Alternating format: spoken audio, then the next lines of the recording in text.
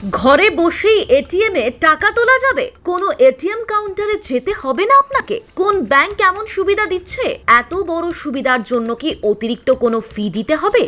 এবার বাড়িতে বসেই নাকি তুলতে পারবেন এটিএম এর টাকা।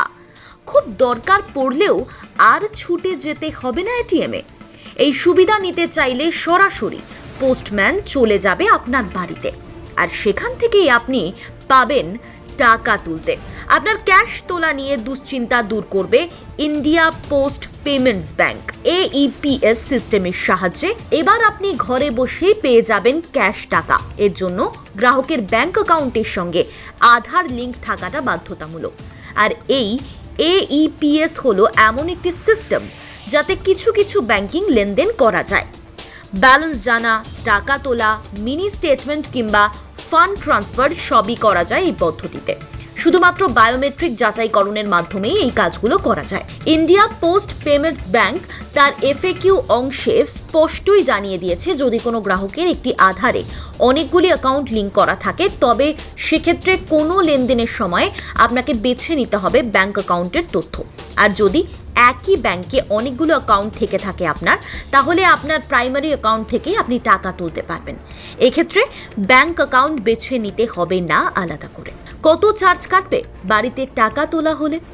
ইন্ডিয়া পোস্ট পেমেন্ট ব্যাংক জানিয়েছে যে বাড়ি থেকে কোনো গ্রাহক টাকা তুলতে চাইলে তাকে অতিরিক্ত কোনো ফি বা চার্জ দিতে হবে না। কিন্তু ডোর স্টেপ সার্ভিস নিতে গেলে ব্যাংক গ্রাহকের ওপর কিছু চার্জ চাপাতে পারে। কিন্তু কিভাবে এই সুবিধা নেবেন আপনি? এর জন্য আপনাকে প্রথমেই চলে যেতে হবে ইন্ডিয়া পোস্ট পেমেন্টস ব্যাংকের অফিসিয়াল ওয়েবসাইটে। সেখানে গিয়ে বেছে নিতে হবে ডোর স্টেপ ব্যাংকিং। মোবাইল নম্বর, নাম, ঠিকানা, পিনকোড এবং ইমেল দিয়ে নিকটস্থ পোস্ট অফিস এবং যে ব্যাংক থেকে টাকা তুলতে চাইছেন তার তথ্য আপনাকে দিতে হবে। এর কিছুক্ষণের মধ্যেই পোস্টম্যান আপনার বাড়িতে পৌঁছে যাবে এবং আপনি সেখান থেকে টাকা তুলতে পারবেন।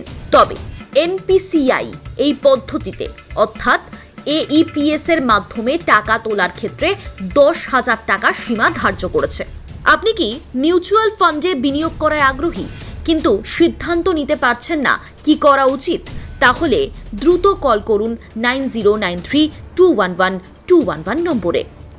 ব্যুরো রিপোর্ট, আজ বিকেল।